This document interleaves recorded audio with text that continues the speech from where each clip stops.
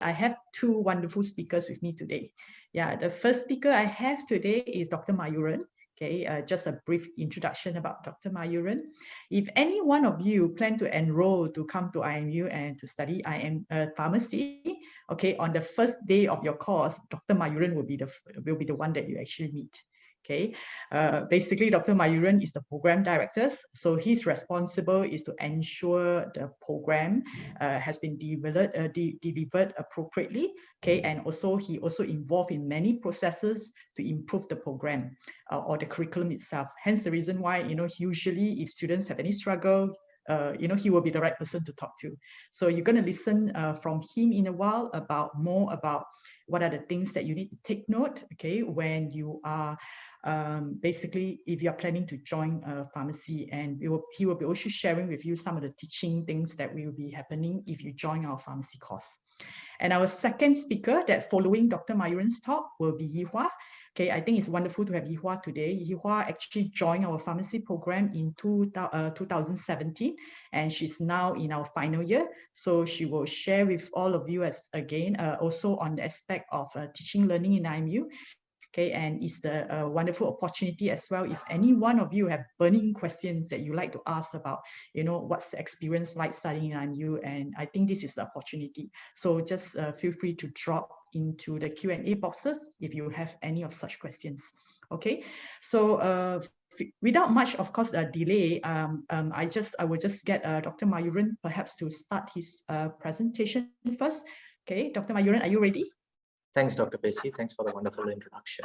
Hello, everyone. This is Mayuren Candasamy. Good afternoon.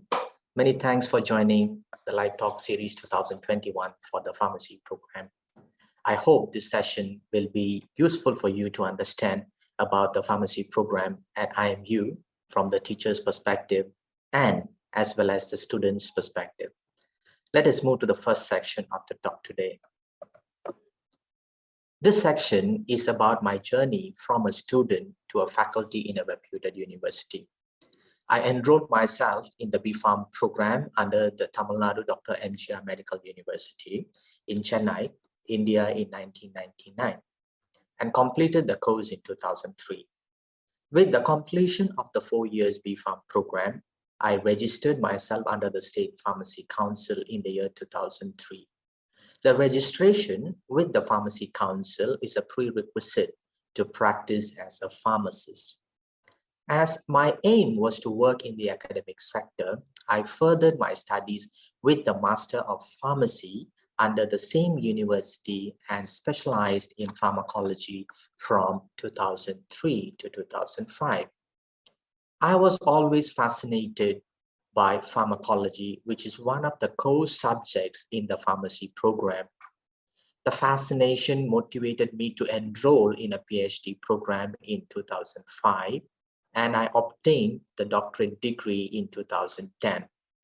Having a PhD is an advantage if we intend to work in the academic sector.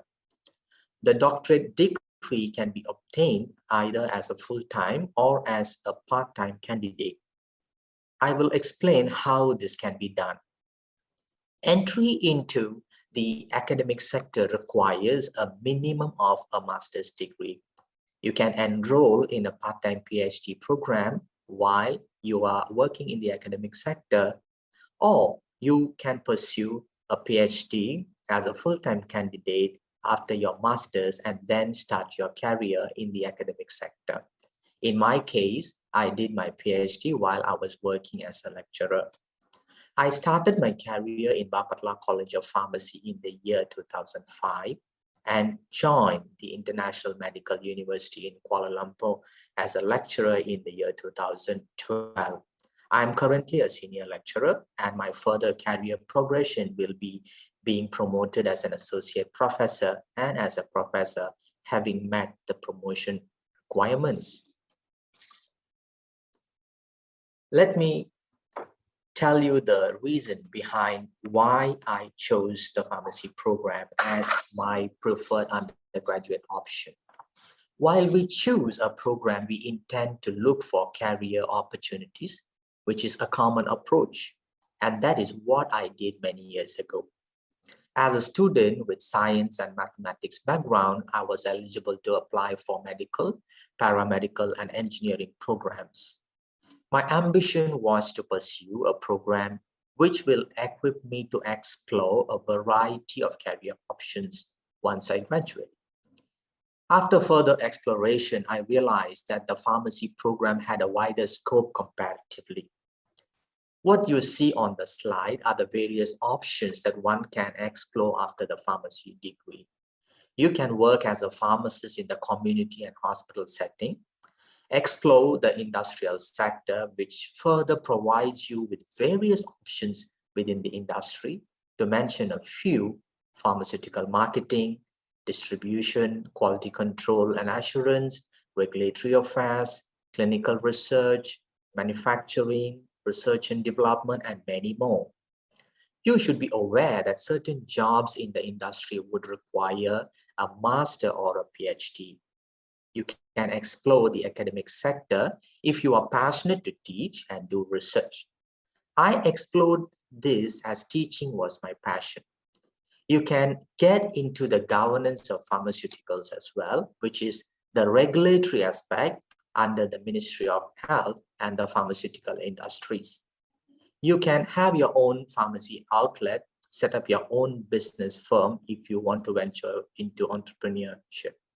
You also have an option to work as a military pharmacist too with a B.Pharm degree. Having said these, we look into the alumni population from IMU B.Pharm program, and we have a larger B.Pharm alumni population in the hospital and community setting. Hope this has given you a clearer picture about the various career options after you complete the pharmacy degree. You can also go through the IMU B.Pharm brochure for further details on career options. Let me now provide you an overview about the various roles that I play while involving in the program. My primary job is teaching, where I engage with students during the various teaching activities across modules in the IMU B.Pharm program. The academic sector also requires involvement in research in your preferred area as well. I work with animal models for diseases in my research, and my focus area is diabetes. In addition, administrative roles provide opportunities to prove your leadership skills while you are at work. I, in the capacity of a program director, perform my administrative duties along with my teaching and research, which involves program administration, guiding the students on their academics, meeting the customers to brief them about the program, and help them with their questions, if any, and many more. The teacher plays a very important role as a mentor. At IMU, every student is assigned with a mentor while they are in the program. The mentee can always approach the mentors for guidance while he or she is in the program. There are opportunities where the staff and students in the IMU B.Pharm program work together and serve the community, educating them about medications and its safety. This should give you a better understanding about my association with the program. Moving on to the teaching methods that we as teachers adopt while we deliver the pharmacy program at IMU. The program accommodates a variety of activities as shown on the slide. The program has large group sessions and many small group sessions. A lecture helps the students to acquire basic knowledge about concepts in large groups, where it is conducted in an engaging and interactive manner. Workshops and pharmacy skills development sessions are small group sessions where they get to interact with experts in the field, discuss relevant topics, learn about latest skills related to the concerned subject, and engage in active learning. The pharmacy skills development sessions focuses on developing the skills necessary for a pharmacist. For example, providing a medication counseling to a patient, The problem-based learning is also a small group session where you will learn about a subject through the experience of solving a problem found in the trigger through research as a team. For example, understanding the disease condition and discussing about the medications for it. The practical sessions provide hands-on experience to develop important skills, develop a broad understanding of the scientific concepts and the processes. For example, you will learn how to make a tablet, a capsule, prepare creams, and perform quality checks for those formulations. The placements or work-based learning activities are the mandatory internships in the program. You will undergo 2 weeks of internship in the community setting, 4 weeks in the hospital setting, and 2 weeks in the pharmaceutical industry while you are there in the program. Students are exposed to research while they are in their semester 7, where they have the opportunity to carry out their research in IMU or in universities overseas, depending on the research proposal that they choose. The program also provides opportunities for students to explore the area of their choice through the elective module. For example, undergoing an internship in a hospital pharmacy setting overseas. In addition, the program also involves visits to pharmaceutical manufacturing industries and healthcare centers as part of the experiential learning activities. Now let us talk about what our students like about the program. These are some of the responses which we have picked up from the iBarometer survey, which was conducted recently. The students in the program have found these features very, very attractive and would also like to recommend the program due to these features. The features are opportunity for the students to provide feedbacks, facilities that are available, the study environment in the university, the focus of the program on clinical learning, the quality teaching materials provided to the students through the e-learning portal, the reputation of the university on the whole, having very supportive and experienced faculties to teach as well as to mentor our students, the experiential learning that the students undergoes right from the first semester, constant update of the curriculum, meeting the timelines, opportunities for our students to engage with experts, for example, during a workshop session, availability of extensive online databases or resource materials through the online library facility, and the preparedness of the students to transfer to the respective credit transfer university. So these are the features that the students feel that they have been attracted to while they are in the program. So with this, we have come to the end of my section, and I shall now pass the session to Wong Yee Hua. So good afternoon, everyone. I am Gihua, currently the final year student from IMU. Thank you, Dr. Wong, for moderating the session, and thank you, Dr. Mayuren, for the wonderful opening sharing just now. I'm also for your information, I'm also the recipient of IMU Full Scholarship for BPharm program. Okay, so let me start on how I chose a university after my pre-U education.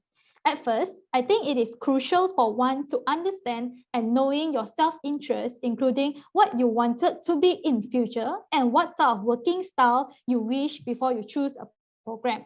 After deciding a program or concurrently choosing a program, you may want to research into some university which offers the programs that you are interested in.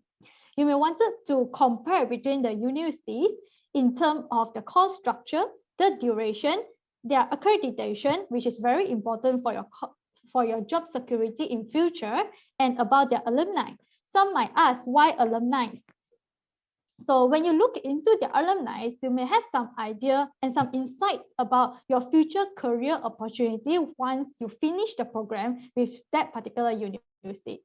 So why I choose IMU?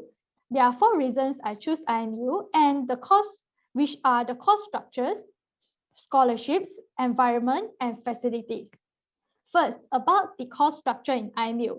The BPharm program in IMU is well designed to prepare an individual for a wide variety of pharmacy professions such as clinical pharmacies, community pharmacies, industry pharmacies, and research and academia.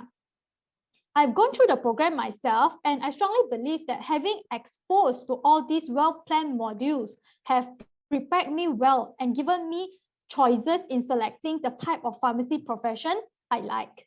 The lecturers in IMU are highly dedicated and to provide the best learning experience for the students, where they really encourage students' feedbacks and also support students in various ways. Second, about the scholarship. As I share with you just now, I'm the recipient of full scholarship for BPharm program. So BPharm program do offers full scholarship for future applicants who are interested in. You may want to look into the requirements. As a scholar, there are still minor requirements that I need to be fulfilled each semester. However, the requirements are easily achievable with proper time management. Let's talk about the third and fourth point about the environment and facilities. The environment in IMU is like a medium which strongly supports student growth, as one student can easily initiate and participate in the projects and events they are interested in. There are also interprofessional learning opportunities where you are able to make connections and build your network with students from different programs. This is where the networking with different programs started in university. Some of you may worry about the accommodation in IMU. Is it far? Is it not nice? Is it expensive? So if you are still worrying about it, I will just tell you that the accommodation is just right opposite IMU, where the living expenses are more towards low and moderate. As IMU is located in Bukit Jalil rather than in the middle of KL. However, this is not to say that you could not travel to places when you're studying in IMU, because the nearest LRT is just right behind the IMU building, and it is so much convenience. As for facilities wise, I would highly encourage you to come to our open day, where we will be bringing you around the campus and you may explore the facilities around IMU. Personally, I really like our laboratories, the libraries, the clinical skills centers, and also having time, relaxation time in the students' lounge. As a pharmacy student, I strongly believe that learning and education, getting education is not just confined in the classroom. Let me introduce you to IMU Pharmacy Student Association, IPSA. So this association is formally established under the School of Pharmacy, where the members are made up of the students, all students under School of Pharmacy. So this association have carried out series of webinars throughout the years, where they were where to update you on pharmacy profession and also healthcare topics from time to time. You may wanted to grab the opportunity to participate in these webinars. As for outreach program, as the picture next to our IPSA logo, you can see that IPSA did carry out outreach program and also public education programs to community and schools to increase the community awareness about pharmacy professions and healthcare topics such as smoking cessation, weight management, and vaccinations. These are some of my initiations and involvement in extracurricular activities. I've been given chance to carry out community service in Agape Outreach for the Blind through Giving Vision projects and community service and public education program in Home of Age and Malaysia Parkinson's Disease Association. So I would say that participation in community service eventually make a student gain more than a community partners in terms of understanding the community in a different perspective and understanding a certain healthcare topic in a different perspective. So besides community service, I do have given chances to participate in a fully sponsored 14 days program about women's health in Yogyakarta, Indonesia. Throughout my 4 years program in IMU, I have initiated numbers of events and projects, and here are some which are more memorable ones, which are the TEDx IMU, IMU Live, charity concert, and the Music for Children projects. As for leadership opportunities, I am honored to be elected as the Secretary of Student Representative Council for IMU Bukit Jalil campus for the year of 2019, and currently I'm ending my tenure of President of IMU Pharmacy Student Association, IPSA. I hope that my sharing will motivate you to achieve for greater heights besides focusing on study. I wish you all the very best for your future and make the right choice in embarking university life. Thank you so much for your attention. Do feel free to raise any question in the question and answer session. Back to Dr. Wong. Yeah, perhaps we can. Yeah, thank you very much. Okay, for the two wonderful talk. I think just let's just look at some of the questions that people might have. Okay, but first of all, I think I'd just like to summarize what has been discussed by the two speakers. I think as you can see that, in IMU, we do not just have formal teaching, example, what Dr. Mayuren has mentioned just now, lecture, workshop, tutorials, what we call pharmacy skill teaching. We have problem-based learning types of teaching approach. Okay, not only that, but Gihua has also highlighted to you some of the what I call informal or hidden, teaching learning that you are experiencing, and of course some of this might be your option, as students in future. But of course, what Gihua has actually highlighted to you is some of her views on the benefits that she have gained, in actually going through this type of activities. And of course, I should highlight that these type of activities, extracurricular activities, are not like compulsory, but Gihua has highlighted to you is actually available within the universities for students to be involved in if they wish to. Perhaps my first questions that, going through, we're getting more questions now. Okay, all right. Let's start by perhaps the first questions. Perhaps I will just help to answer is that what is the difference between pharmacy and pharmaceutical? Okay, I think the pharmacy basically is a term that we use for as to describe the science, the science of dispensing, preparing a drug, from the stage of preparing down to dispensing of drugs, or what we call medicine ultimately. And of course, in the study of pharmacy, it will involve many different components. Example, they are the chemistry part of it. They are the human biology, knowing the body, the pharmacology, which is the mechanism of the medicine, and of course, also needing to study about different ways of formulating drugs, as well as, utilization, which means how patients use the medicine. So that actually encompasses the whole thing about pharmacy. But the word pharmaceutical has perhaps a much more a sort of a very specific name or a term that we use a lot on what we call substance. It's referring to usually the substance or the drug that we are using for medicinal purposes. A lot of time. So if you hear some of the papers or newspapers, if they describe, example, pharmaceutical company. So what they are referring to is company who perhaps discover, preparing, formulate, medicine, or a drug product that can be used for medicine purposes or medicinal purposes. Okay, do you want to add anything to the description, Dr. Mayuren? I think you have given them a complete picture about the very clear differences between what is pharmacy and pharmaceuticals. So as Dr. Pacey mentioned, that pharmaceuticals are referring to substance or medicines, whereas pharmacy is about the science. So once you have the pharmacy degree, or once you have acquired the degree, then you have all the opportunities to get into any jobs associated or opportunities associated with the pharmaceutical sector. Yeah. The next questions are quite interesting is that the student is asking about differences between pharmacy and pharmaceutical chemistry. They're asking whether there are similarity in the curriculum. Perhaps Dr. Mayuren could share with us on that.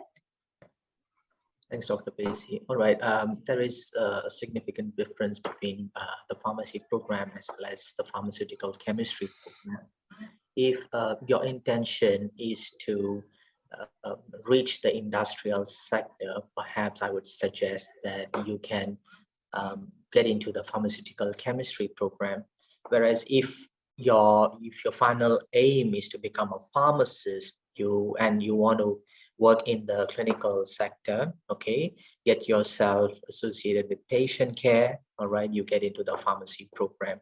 When you do your pharmaceutical chemistry, you have all the opportunities to get into the manufacturing aspect, the industry, you're focusing on the industry. So this is the explanation in brief. Yeah.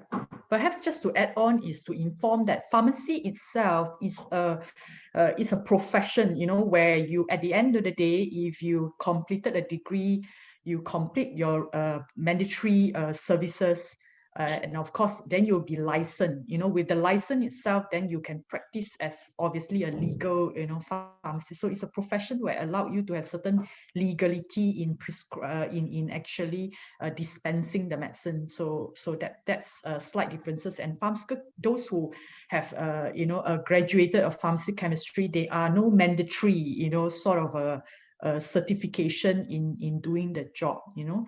But in terms of the curriculum wise, there will be some similarity in the early years. Okay, so they do share some common generic topics that they may study. But again, if the time doesn't coincide, there might be chances that they are actually delivered in two different timing. You know, but having said, if the students' questions is referring to whether there are commonality in the curriculum, the answer is yes. There are some components that are actually quite similar between the pharmacy chemistry, especially the chemistry part, and with the pharmacy. Yeah. Okay. Am I right, Dr. Mayuren? Yeah. Yeah, Dr. Pacey, yes. Yeah. All right. Okay. Perhaps maybe Yee Hua can help to sort of answer these questions, which is quite interesting as well. You know, the students is saying that, of course, having a concern about chemistry. You know, the question is about, is pharmacy the right course for me if I'm actually weak in chemistry? Yeah. So Yee Hua, what is your opinion on that? Okay, so I was more curious on like what the people who ask this question, the people who ask, like, what is your interest in? Like, if you were to venture into pharmaceutical science rather than pharmacy, then chemistry is very, very important. Pharmacy is a profession where chemistry do important, but then the chemistry module are usually in the earlier years. And towards the end of the pharmacy program, you are more associated towards drugs, but not the manufacturing of the drugs, like how you counsel the patient on it, like also like selecting the best medication for the patient rather than focusing on the chemistry of the medication. That is my point of view. What do you think, Dr. Mayuren? Yeah, you're right, Gihua. Yes, so you will be like what Dr. Pacey mentioned just now. There are some similarities, okay, in what you learn while you are in your pharmaceutical chemistry program as well as the B-Pharm. And as you complete the initial phase, as you progress through the semesters in the B-Pharm program, your modules get more focused towards the clinical aspect, the patient aspect as such.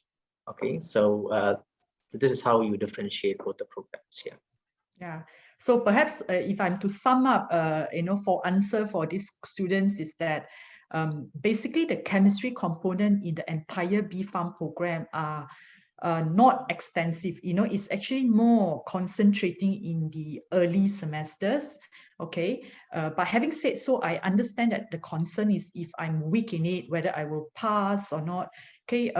From my experience so far, I think even students who are very weak in it, if they actually put time into studying it, so far we don't see a lot of students continuously failing because they couldn't get through the chemistry. You know, again, because of the system in place, there are support for students who are weak. And I said, you know, if whether if you don't like chemistry or whether you're weak in it, you will somehow stop studying chemistry at certain timing already, because as you become more and more a senior into the study on the courses itself, they will be more, the focus of the study will be more and more on utilizing some of the basic chemistry concept in use of medicine. I think if your interest finally is more towards like serving community, serving in pharmacy, in hospital types of work, then you may not talk a lot about chemistry per se, but although having said, I would always feel that it's important as a pharmacist to have some fundamental of chemistry, you know, but again, of course, but in future, if the person decide to go into research, especially in discovery of medicine, you know, then there's a great demand that you're very, very, very strong in chemistry. You know, again, it's a choice. But again, don't worry, you know, students who are having weak chemistry, you know, there is a lot of support, like what Yee Hua say, you know, if you are willing to put effort in it, there will be actually, you know, I mean, we cannot guarantee you pass, but if you put effort, I don't see a reason why you would fail in that sense, you know. Yeah, so I think students need to put some effort into it as well. Yeah, and we have another very interesting questions that I think worthwhile for us to sort of explain, or you know, sort of go into it, is that you know, I would like to ask, if pandemic continue and you know, we're still not able to carry out internship in a hospital setting, is it going online? Yeah, perhaps you know, Dr. Mayuren, you want to describe a little bit about it? Or perhaps I should maybe start by just explaining a little bit what's happening now. Yeah, okay. I mean, I think we just want to be very honest, partly of the safety concern. I think some portion of internship has to be going online. It's not something that we wish to, but to be frankly speaking, is that there is a lot of restriction even in the hospital setting itself. I think for any institution or any school of pharmacy in Malaysia, including us, you know, putting the students through internship online is not the first choice for us. You know, we would be willing as much as possible to delay this type of option. But again, you know, student need to graduate, student need to proceed, you know. So a lot of time, I think there will be challenges, and if we need to, we will go online. And at the current stage is that we do have students would need to be going online for the internship, okay? But luckily, the students will still be able to do their attachments, you know, basically in community pharmacy. Most of them manage to get the community pharmacy face-to-face in that sense. Partly, I mean, in a way, partly because we have a lot of partners. So even some community pharmacy were not allowing, or were not allowing us to proceed. We have still many other partners who are very grateful, that we are very grateful for, that they are allowing our students to go in and to be attached with them. And some of them actually are even sending us invitation and say, yeah, we are ready. You know, do you want to put through your students to it in that sense, you know? So we had a lot of partners onto that. But in hospital, partly because it's regulated by Ministry of Health, you know, there is a lot of restrictions sometimes to undergo this type of thing. So we had no choice but to put some of the portion, or maybe great portion of our hospital attachments online because of this restriction that we're having. But nevertheless, our student, what we have done for students when they undergo this online placement is that student will get support, or even still in communication very much in some of the hospital pharmacies. Yeah, I think Gihua is currently, you know, undergoing sort of some part of the online placement as well. Perhaps Gihua, you would like to share a little bit about your experience on that? Yes, so currently I'm going through the online hospital placement. So some of students might wonder, like, online hospital, is it like just doing cases online, just clocking case? I would say it wasn't completely like that, because once you get the case, you may wanted to start discussion with your peers first. Then you will be started to draft out the pharmaceutical care plan.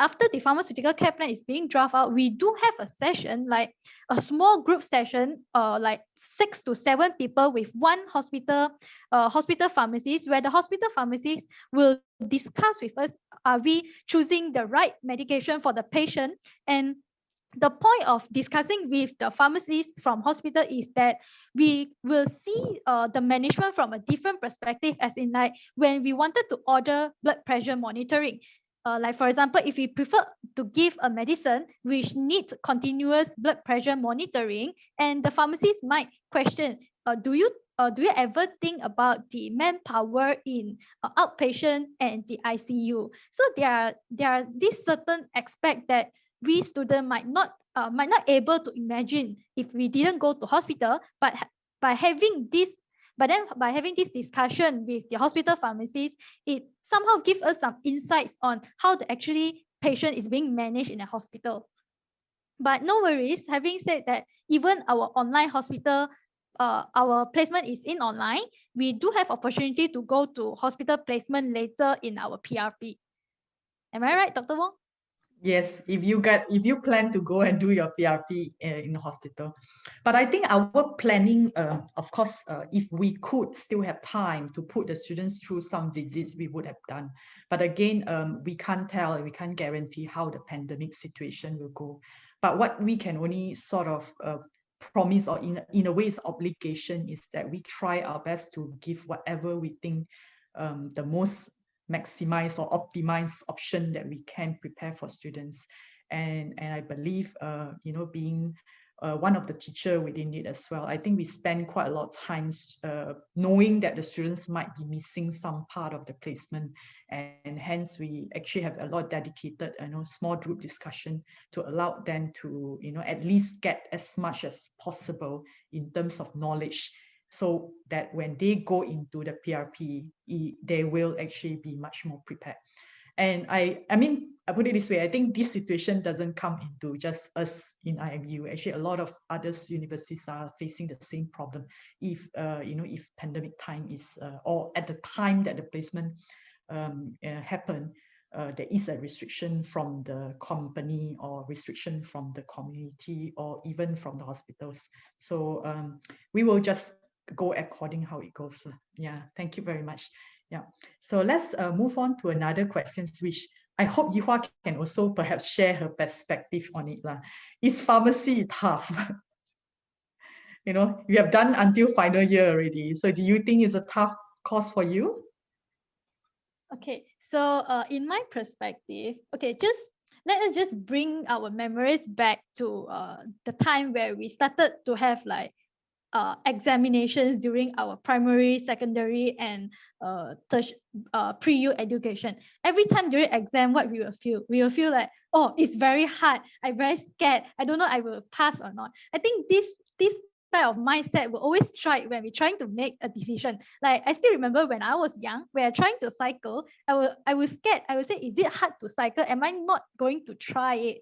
So I think with enough effort, I think nothing is easy in life when you didn't put in enough effort.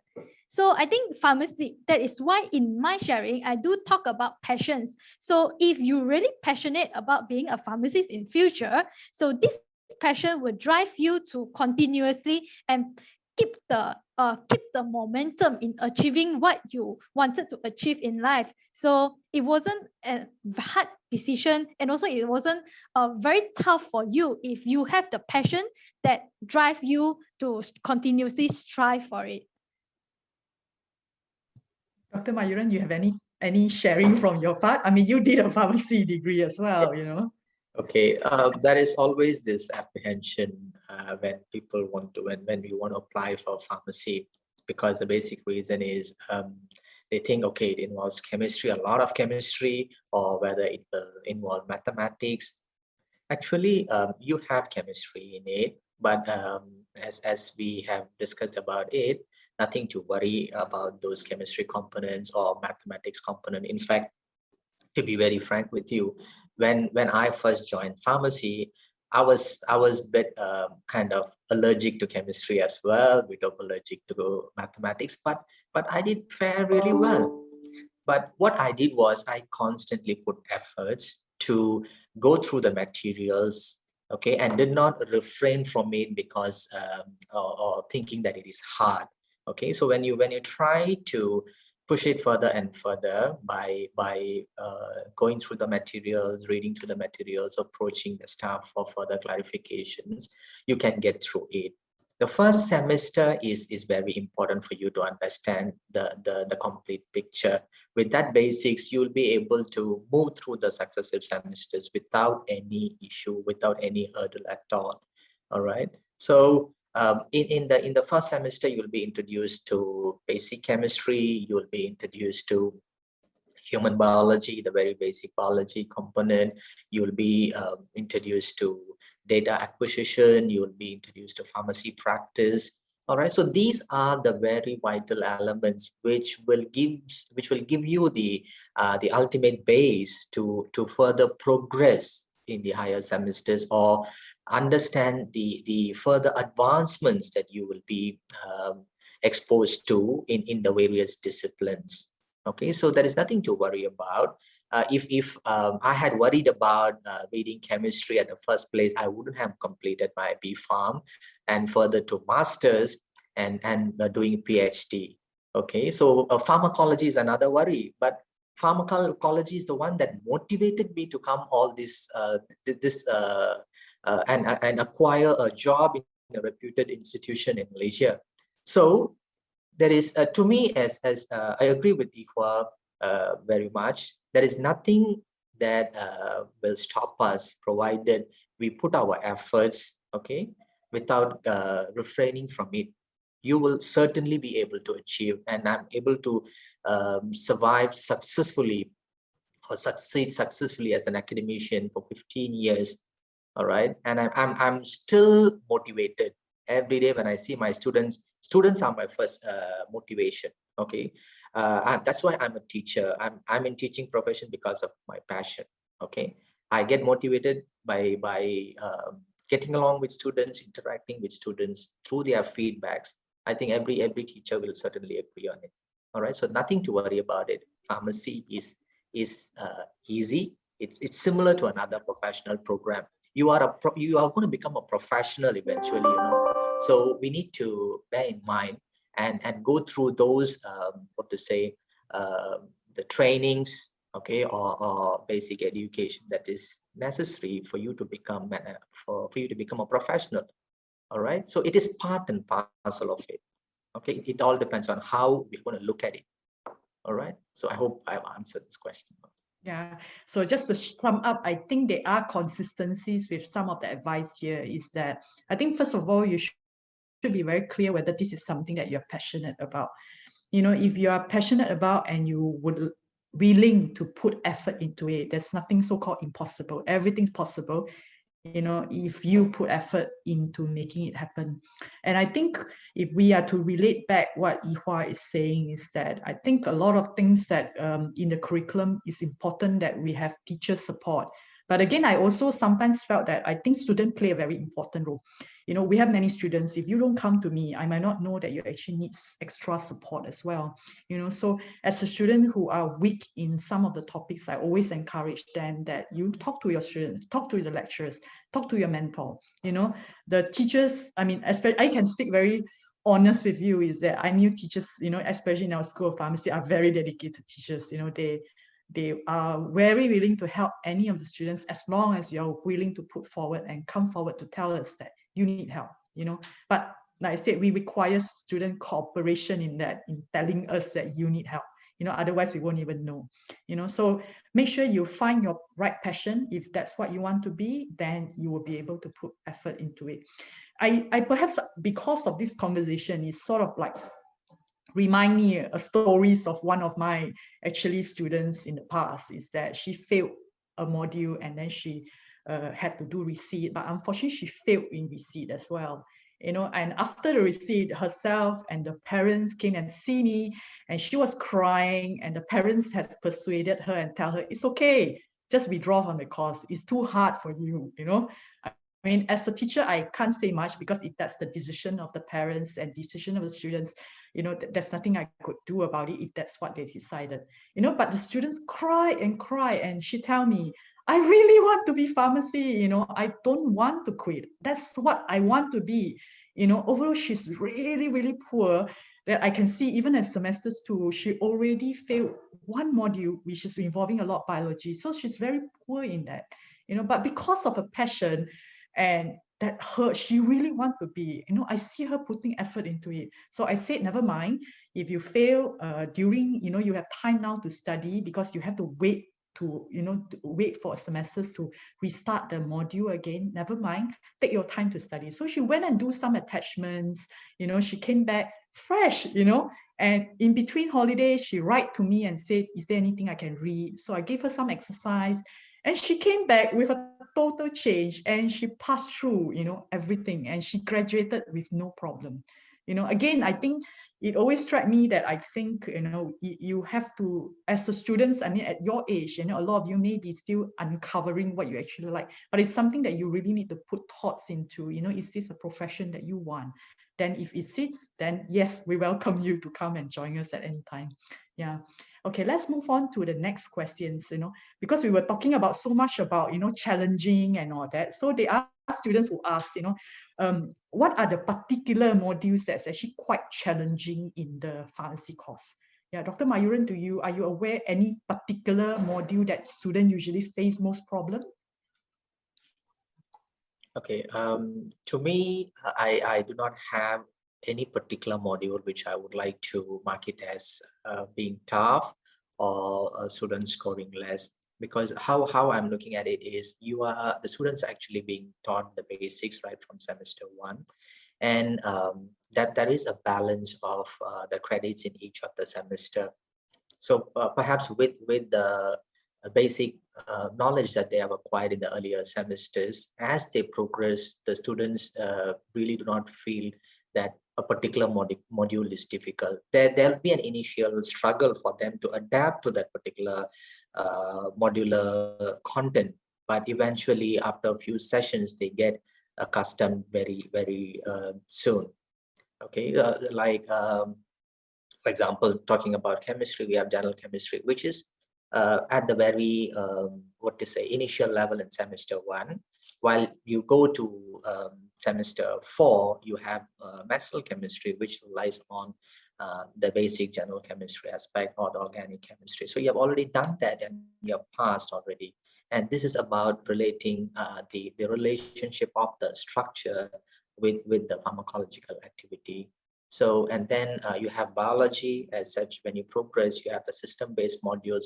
When you have the biology background, you will eventually be able to connect the systems with the pharmacotherapy aspects, which is going to be easier for the students. And you have the basic physical chemistry aspects introduced, and that is going to act as a platform for the students to understand about the pharmaceutics, the preparation of formulations in the module. So again, data acquisition, all right, that's going to help them in the research. So these sort of modules, which are gradually moving the students from one stage to another, is going to help the students achieve the respective levels easily, because every module is pitched according to the level of the student. It's not that they are introduced to something new and they are going to be stranded there. So there is a gradual increase in the level in the curriculum. That's how the curriculum itself is designed. So if you ask me, I cannot pick out a single module which the students are afraid of, or they are not really able to perform well. Yeah. So obviously different students has different struggle, isn't it? Yeah.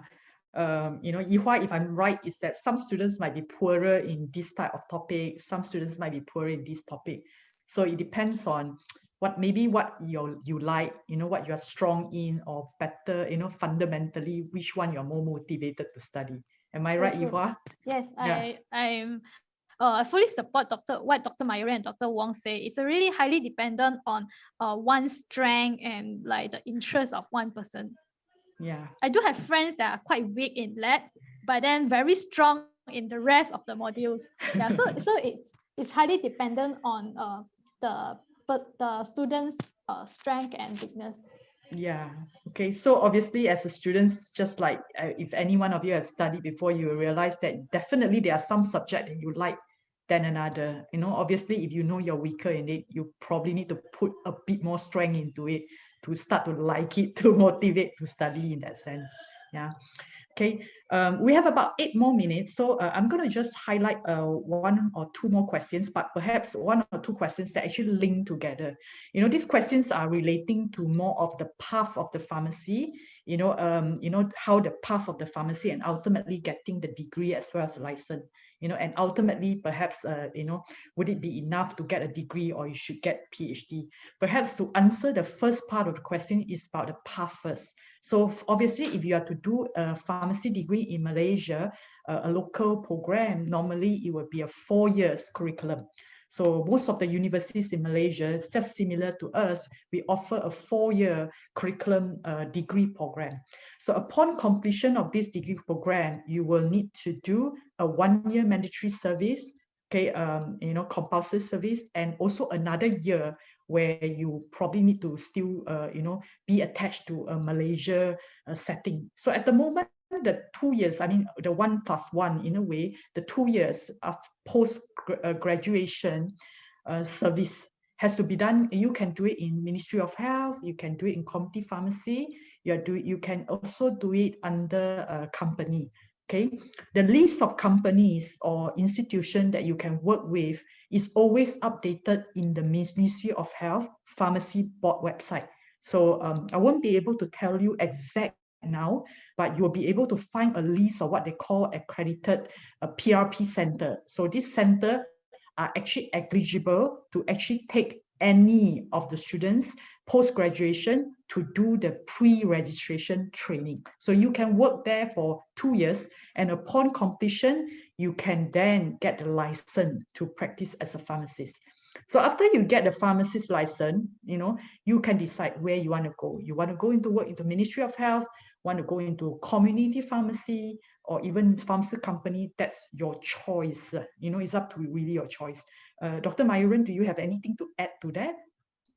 Yeah, just to add one point, for information of all the participants, IMU is one of the registered and accredited site for PRP. So we have got our students coming back to us after they have graduated doing their PRP, okay, through a master program, okay, for example, Masters in Pharmacy Practice or Masters by Research. And with that, they have got 2 things in one single attempt. They have completed their PRP as well as they have got their master degree as well. So it is like an option, a 2-in-1 option. So IMU is an accredited site for doing their PRP under the research track. Yeah. So basically, we are the what we call research and development track. So which means that anyone candidate who are interested to move into research and development track, then we will be one of the suitable institution where you work for as a PRP, and to complete it. Okay. Tagging to that as well, because one student actually asked about whether you are paid when you are doing a pre-registration training. Okay, whether you're paid to do the PRP or the registration training, very depending on your agreement and the institution itself. At the moment, there is no strict guideline to whether they must be a payment, but most of the, if you're working in a company, example, Ministry of Health, let's say Ministry of Health, you work as a pre-registered pupillage pharmacist inside the hospital, you will get a paid. Even community pharmacy mostly will get a paid as well. But of course, if you work in different types of institution, they might be negotiated or different ways. So it's not standardized, but you always need to find out, and you can find out based on that. Okay, so following to that, I think people also ask, would it be enough if I just get a degree, or I need actually a PhD for my career? I mean, from my perspective, it depends on really what you wanted to achieve. If you are looking for a degree job, like you want to practice in community pharmacy or hospitals, I think a degree would be quite sufficient. But of course, if you are planning to go into moving further, like let's say I want to be able to advance into certain areas, research and developments, or maybe a very niche areas, then sometimes some people would venture into PhD. But of course, there are some jobs that naturally require a master or PhD. Example, academic. It's just that because of the framework of a lot of educational framework, is that you must at least have a master or PhD to teach undergraduates. So naturally, most of the academic, most of the teachers that we have in our program will be at least a master graduate, because of the requirement dictated by the Ministry of Education as well, you know, that you need that. So it's like a prerequisite for a teacher teaching in undergraduate program to have a master or PhD. But of course, people who want to venture into research and development, natural way path usually would be to embark into a master and PhD. And that, because that track would allow you to be able to advance yourself in research skills itself. And that is just a logical track to move on. Yeah, I think one more last things that I think maybe Yee Hua can help is that the student is asking, what are the tips that you can give them to get IMU scholarships? Do you have any tips to offer if there anyone want to get a scholarships? Okay, so I think I still remember the time when I attended IMU scholarship interview. So first, what they see is what to get inside the interview room is your results, and what happened after the inside after you get inside the interview room is different. They won't be asking you about your results anymore once you walk into the into the interview room. It will be based on your interpersonal skills, about what makes you different between the rest of the candidates. I think these are a few points that will increase your tendency to get the IMU scholarship. Yeah. Just to add on, so it's not just the academic profile of the students, it's the overall performance. Okay, yes. Beyond the academics, what are the extracurricular activities that the applicant has done? Okay, what sort of credentials that he or she has? All right, what sort of is there any evidence to prove that she has taken some leadership initiatives in school? So it's just not the numericals, you know. We look into beyond that as well. So we are looking at a complete picture, because eventually when you complete the program, it's not just the marks that's going to speak. It's beyond the numericals that we score as well. Yeah. So thank you very much. I think just to sum up is that I think if you like to know whether you are eligible for our IMU scholarship, I encourage you to find out a little bit more from our website. You know, I think, overall, and just like any scholarship providers, I think they're not looking at just a strong academic students, but they obviously look for, special things from these students, whether it's passion, extracurricular activities that show highly leadership, organization skills, or any types of special skills that would make them a good scholars, ultimately a suitable person to be offering the scholarship for, and I think that is the sort of the way that you're moving forward, whether you are actually looking for IMU scholarship or any other scholarship. It's not just about your results. Ultimately it's a lot of other areas, your strength compared to other students who are coming into the scholarship, applying to a scholarship. You have to have some uniqueness yourself. Yeah. Okay. I thank all of you, and of course the two speakers, for having, to have this time. We are already up to the time, so unfortunately. So, again, what I wanted to say is thank you very much for all the participation from every one of you. I think we got a lot of questions today, and I think that sort of make us happy as well, because we are able to share a lot of things with all of you. But at the same time, I apologize because we could not answer all your questions. We will try to find some ways to get to you on all these answers. But again, if you are wanting to know a lot of answers on this, I think please, I encourage that you actually visit our website. A lot of information like entry requirement, eligibility of scholarship, the path are actually provided or inside that requirement. But again, of course, I feel free that you always write in to us as well. Yeah. So thank you very much again, everyone. And of course, to Yee Hua and Dr. Mayuren.